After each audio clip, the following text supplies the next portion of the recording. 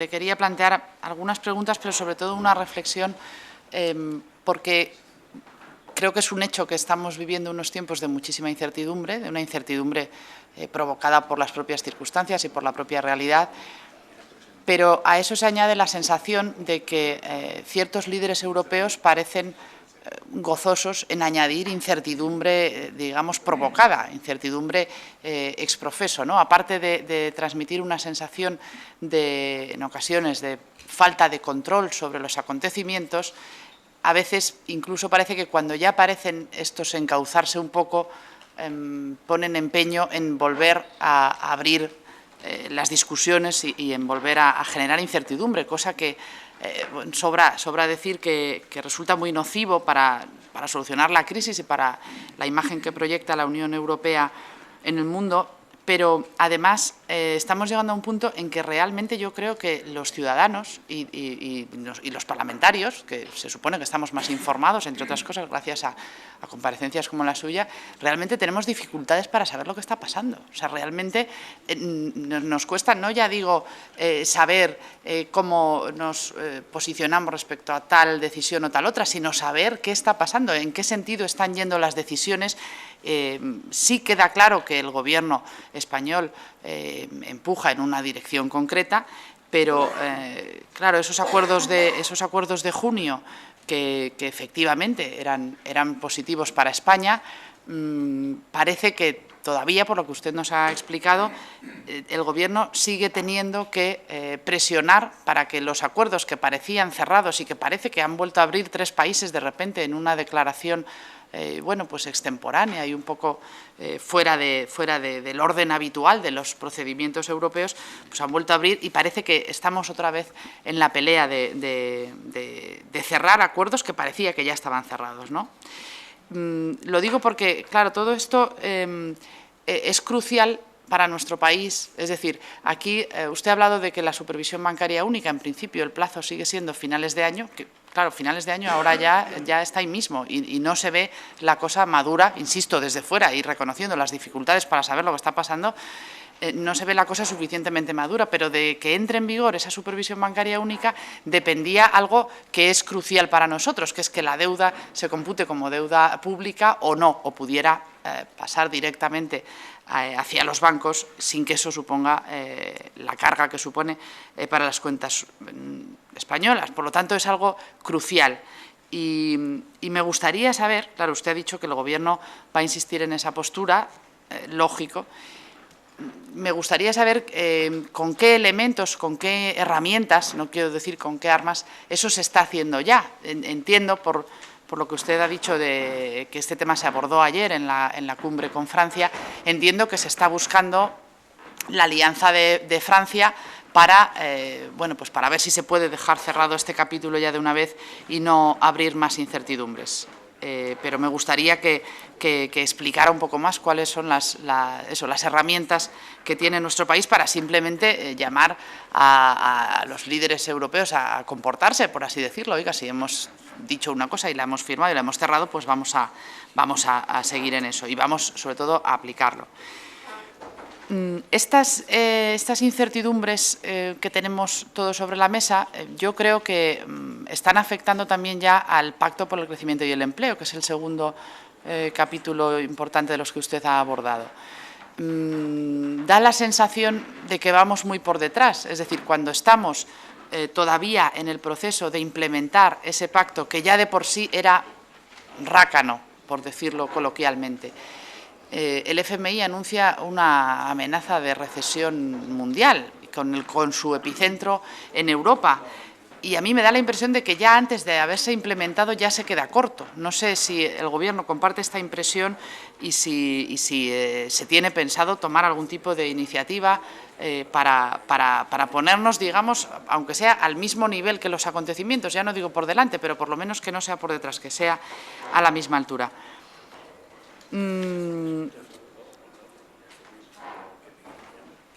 Sí, y le quería, en relación con las alianzas europeas, también, sin ninguna acritud y a título puramente informativo por esta sensación que le decía de que no sabemos bien lo que está ocurriendo, en momentos nos ha dado la impresión de que el Gobierno español establecía una alianza muy cercana con Alemania, muy cercana en el sentido de cumplir lo que el rigor alemán considera que debemos cumplir respecto a medidas de austeridad, recortes, etcétera. En el Consejo de junio, la alianza con Italia dio resultado, se puso en práctica y, de hecho, dio resultado. Para el Consejo de mañana se confía acertadamente en la alianza con Francia. Yo le pregunto, insisto, a título puramente informativo, ¿cómo se está planteando el Gobierno español en este momento esas alianzas europeas? Es decir, si está más tratando de construir un eje con Francia y con Italia, o con Alemania, unas alianzas múltiples y variables que, en fin, también me gustaría que nos explicara eso, cómo se está manejando esa política de alianzas y los resultados que espera que dé. Y, por último, muy brevemente, porque no es quizá el tema de este Consejo, pero sí creo que debe estar sobre la mesa, justamente el día de la entrada en vigor del ME de la agencia Moody's, que en un gesto bastante, a mi juicio, irritante, como suelen ser los de las agencias, lo puso en perspectiva negativa. Yo no sé si como el debate sobre la creación de una agencia europea, pues, en fin, está en la opinión pública desde que empezó la crisis. No sé si hay algunos avances al respecto, si está sobre la mesa, en fin, que nos explicara esto. Y, por último, también quería insistir en el asunto de las becas Erasmus. Un portavoz europeo dijo esta semana que iba a faltar dinero el año que viene. El ministro Margallo, al que ya le pregunté a finales de la semana pasada, dijo que no, que quizás se pensara una reorientación en el futuro, pero que no estaba nada decidido. Unos días después nos enteramos que en la contribución que España realiza a esas becas sí que ha habido un recorte drástico, y a mí me gustaría saber, precisamente porque parece que estamos construyendo con todos estos cambios, con estas reformas bancarias, económicas y, en última instancia, políticas, estamos queriendo construir esa ciudadanía europea, y dada la gran contribución que a esa conciencia y a esa ciudadanía europea han hecho las becas Erasmus, si realmente hay un compromiso del Gobierno de mantenerlas y de contribuir en la medida de lo posible, o si podemos decir que no existe ese compromiso. Cuando este Gobierno tomó posesión, su primer Consejo Europeo fue para debatir lo que luego fue el llamado Tratado Fiscal. Y en aquel momento, de lo único de lo que se hablaba a nivel europeo era de ajuste y de consolidación. Enero del año 2012. El siguiente Consejo Europeo, que aprobó el Tratado Fiscal, donde el Gobierno tuvo una participación activa, por ejemplo, en que su entrada en vigor no requería la unanimidad de todos los Estados miembros. Pero me siento particularmente satisfecho, porque ya sabemos que la unanimidad a 25 en este caso muchas veces es enormemente costosa. Bueno, pues eso lo conseguimos y ahí está, y por eso entrará en vigor inmediatamente. Pero en aquel momento, insisto, en marzo ya hubo una primera iniciativa en la que participó el Gobierno de España y otros 12 más, para que, junto a la consolidación, también tenía que haber políticas de crecimiento y especialmente reformas a nivel de mercado interior. Mes de marzo. Porque lo que percibimos a partir de aquel momento era que en la Unión Europea había una visión, quizá dominante, de que los problemas económicos de la eurozona no eran de la eurozona o del euro, sino eran de determinados países que no habían hecho bien sus deberes. Y por lo tanto eran problemas de esos países que afectaban a la eurozona, pero singularmente problemas de esos países, y por tanto esos países tendrían que resolverlos, y cuando ellos lo resolvieran se resolvería todo. Pero yo creo que una de las batallas intelectuales que hemos llevado en estos últimos tiempos ha consistido en no estar de acuerdo con esa teoría. La tesis que tenemos es que la crisis ha sido una crisis del euro, una crisis de la credibilidad del euro, una crisis que viene del hecho de que muchos inversores pensaban, hablo en pasado, por lo que voy a decir ahora, pensaban que el euro podía romperse. Yo creo que los pasos que hemos dado a partir de mayo, junio, y singularmente en el Consejo Europeo de junio, van en la dirección contraria. Es Es decir, la tesis de no son problemas de países determinados, sino del euro, requería una actividad a nivel político por parte del Consejo Europeo, y esas son las conclusiones del Consejo Europeo de 28 y 29, y también una actitud más abierta, más participativa del Banco Central Europeo. Y yo creo que la decisión del Banco Central Europeo del 6 de septiembre y lo que hemos visto hoy mismo, el señor Draghi ha hecho unas declaraciones hablando del papel que el Banco Central Europeo tiene que jugar para resolver la crisis, dejan bien a las claras que nuestra tesis era correcta. Que es verdad que hay países que están en más dificultades que otros, ¿de acuerdo? Tendrán que hacer mayores esfuerzos, de acuerdo, pero es verdad que les afectaba enormemente la credibilidad de la eurozona como proyecto político. Y yo creo que desde el mes de junio hasta entonces, las declaraciones sobre la irreversibilidad del euro son una constante. Y eso creo que es muy importante. Y creo que eso ha contribuido a calmar los mercados. No están, comparto lo que aquí se ha dicho el señor Moscoso del Prado y muchos otros, de que la prima de riesgo española no se compadece con la situación de la economía española, pero yo creo que estábamos en mayo, en junio, en una situación de mayor presión, de mayor angustia que la que tenemos hoy. La de hoy no es satisfactoria y vamos a hacer todo lo posible por bajarla, por llevarla a sus justos términos. Pero creo que se ha producido ese cambio de chip en los propios gobiernos europeos, en el sentido de decir, bueno, aquí lo que está en juego es el euro, no una economía u otra, no, es el euro. Yo creo que ese es un cambio que a mí me parece enormemente importante. Junto a esto, yo creo que el Consejo Europeo de junio consagró aquel inicio, de lo que he dicho, de un cambio también en la percepción de la crisis de la eurozona. No basta solamente con programas de ajuste, hay que hacer también otras cosas. Las becas Erasmus yo creo que constituye también, preguntarle a la senadora Parera, yo creo que constituye uno de los grandes éxitos de la Unión Europea. En general y en especial para España. Yo creo que las cifras de becarios de Erasmus nosotros somos de los que más mandamos y los que más recibimos. Estamos en torno a los 35.000, 36.000 anuales, que es una cifra muy buena. Y yo creo que de verdad aquello que pedía don Salvador de Madariaga, de hacer Europa la realidad, que Europa solamente sería una realidad cuando lo fuera la conciencia de los ciudadanos, se hace hablando, viajando, compartiendo, viendo que no solamente nos unen unas estructuras económicas o un mercado, sino que nos une compartir valores, principios, proyectos, a fin de cuentas, utopía. Alguien ha hablado en el pleno hoy de utopía, compartir utopía. Usted ha sido el que ha hablado del pleno. María Zambrano, compartir utopía. Bien, pues hay que ver que eso es verdad y que no es una construcción racional constructivista, no, es que es así, ¿no? Los europeos nos unen muchas cosas. Bueno, yo creo que Erasmus juega un papel fundamental en eso. La noticia que han visto ustedes es que una beca Erasmus se compone de tres partes, una europea, otra nacional y otra, alguna vez de las comunidades autónomas, y una beca de estudios de carácter general. Por lo tanto, oscila, el dinero que percibe un estudiante oscila bastante, entre 200 y pico a 500. Lo que han leído ustedes es que a nivel europeo, la aportación europea, que es de unos 110 euros, estaba en riesgo. Yo creo, y quiero decirlo con claridad, lo que hemos leído es una cuestión contable, es una cuestión de que el crédito está agotado y hay que pedir, por utilizar términos parlamentarios, esto es un suplemento de crédito. Pero no les quepa ninguna duda, yo he hablado personalmente con Alain Lamassoure, que es el presidente de la Comisión de Presupuestos del Parlamento Europeo, que eso se va a resolver. Eso está dentro de la dialéctica política entre Parlamento, Comisión y Consejo.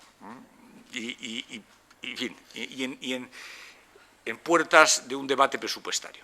Pero quiero dejar claro que lo que respecta a la aportación de la Unión Europea, si bien en estos momentos hay lo que llamamos un desfase de caja, me aseguran, y lo quiero dejar bien claro, me parece que es un mensaje positivo, que no habrá problemas, que se encontrará una solución.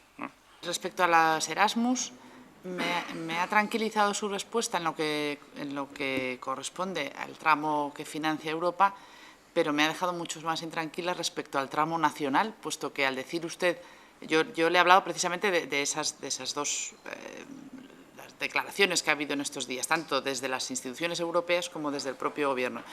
Usted me ha contestado que desde las instituciones europeas hay un compromiso claro, forma parte de la dialéctica de negociación presupuestaria y tal, y sin embargo no me ha dicho con la misma contundencia que también lo hay por parte del Gobierno de España, y como precisamente se compone de esas varias contribuciones distintas, quería insistir para que me lo aclarara. Y un segundo aspecto que también aprovecho para decírselo porque hace tiempo que tengo ganas de decírselo al ministro, pero al final siempre se me olvida cuando comparece con otros motivos. Habla él y usted también de esos 4 pilares, de ese momento refundacional que estamos viviendo o que vamos a vivir, que son la unión bancaria, la unión fiscal, la unión económica y la unión política.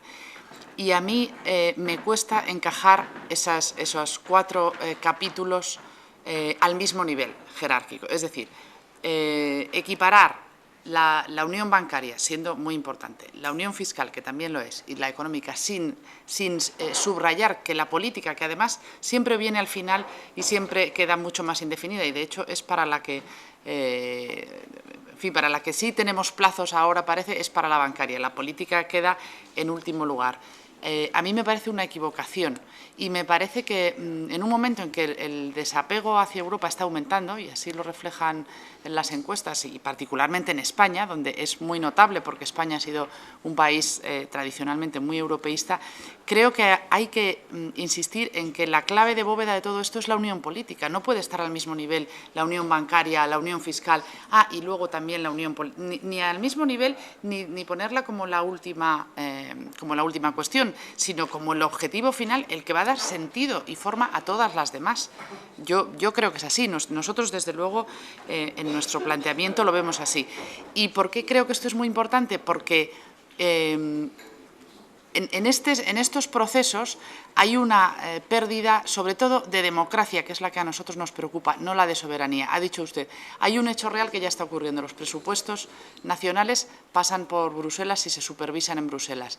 A nosotros eso no nos preocupa en el aspecto de la soberanía, sí nos preocupa el que los ciudadanos, a quienes han elegido de forma directa y pueden pedir explicaciones de forma directa a sus representantes nacionales, que al final esa pérdida de poder significa pérdida de democracia y pérdida de controles democráticos. Y como en este proceso se van a solapar muchos cambios, y de momento lo que se está acentuando es esa pérdida de democracia, y lo digo también en relación al MEDE, esto sí que se lo he dicho al ministro en otras ocasiones, al propio Banco Central Europeo. Si no conseguimos ese apego de los ciudadanos y esa sensación de control político, lo que puede ocurrir es que por el camino creemos unas instituciones perfectas que a los ciudadanos no les interesen nada, y no perdamos de vista que las instituciones son para estar al servicio de los ciudadanos en última instancia, ¿no? Yo le he contestado lo europeo, que es lo que sé, pero es que no he querido interferir en la soberanía parlamentaria de esta Cámara, porque la otra parte vendrá con los presupuestos generales del Estado. Es decir, que sean ustedes los que tomen una decisión sobre esa cuestión. Yo comparto lo que usted ha dicho sobre la unión política. A mí me parece que es fundamental, y además creo que los ciudadanos quieren saber a dónde vamos. La visión de la construcción, el término construcción europea, ¿no? Ya habla de proceso, ya habla de que estamos dando pasos en una dirección. Eso ha podido funcionar bien durante los años en que la Unión Europea, las comunidades, se ocupaban pues, del precio de la remolacha o de los programas mediterráneos integrados. Pero hoy en día yo creo que eso no es así. De aquella imagen que le gustaba a Delors de decir que la Unión Europea era como un tren, donde metes a los ciudadanos, pero los ciudadanos no preguntan cuál es el puerto o la estación de destino, cuánto cuesta el viaje y cuántas horas va a durar. Yo creo que eso hoy es imposible. Yo creo que la gente quiere saber y además quiere debatir. Y además está muy bien que debata. Y diga, bueno, pero ¿cómo veo yo Europa? ¿Cómo creo yo que debe ser Europa? Uno cuando lee los eurobarómetros se lleva muchas sorpresas. Es decir, porque es verdad que hay desapego, o crece el desapego en algunos países más que en otros, pero también crecen los que dicen que quieren más Europa. Bueno, vamos a ver cómo encajamos eso, y eso requiere un debate. Y no hay que tener miedo al debate, sino todo lo contrario. Hay que preguntarse, bueno, vamos a ver qué es lo que queremos hacer. Y yo creo que hemos emprendido ese camino de más Europa. Desde luego, en el ámbito económico, yo creo que desde el año 2010 hasta hoy hemos hecho mucho más que en los últimos 30 años. Mucho más. Y en cambio, lo político no puede quedar atrás. No puede. Yo percibo que al ser lo político puro, más complicado, más arraigado, sobre todo en algunos países más que en otros, en aquello que llamaba la soberanía. Yo creo que el presidente Van Rompuy, pero esto es es un comentario que les hago de tipo privado, personal, ¿no? Privado, aquí no hay nada privado, pero personal. Pero yo creo que el presidente Van Rompuy tiene algunas dudas de si avanza ese paquete para no suscitar un rechazo político de determinados gobiernos, ¿no? Los gobiernos que en estos momentos el plantear, por ejemplo, pues que el presidente del Consejo Europeo fuera al mismo tiempo el presidente de la Comisión, o la elección del presidente de la Comisión por sufragio universal, eso de pronto crea un debate en Europa que hace que no nos concentremos en lo que tenemos que hacer, que es resolver la crisis económica. Pero yo creo que habrá que plantearlo, no tengo la menor duda. Tengo la sensación que además la mayor parte de esas cuestiones requerirán una modificación del tratado. Yo creo que en estos momentos modificar el tratado, hacer una reforma profunda, es muy complicado. Creo que también hay que tener los pies en la tierra, ¿no? Pero creo que tenemos que abrir el debate. Y lo que antes he comentado aquí, un poco de pasada, a mí me preocupa enormemente, ¿no? Es decir, la conjugación de la democracia a nivel europeo, del control democrático a nivel nacional. Tenemos que ver de qué manera buscamos formas de que los representantes, que son tanto los del Parlamento Europeo como ustedes, participen, sigan y puedan explicar a sus conciudadanos qué decisiones toma la Unión Europea. Eso me parece absolutamente capital. Por lo tanto, yo soy de los partidarios de abrir el debate, sabiendo que a lo mejor pues tenemos todavía que esperar un tiempo para ponerlo en marcha. Pero el debate es bueno. Hablar es bueno y escuchar también.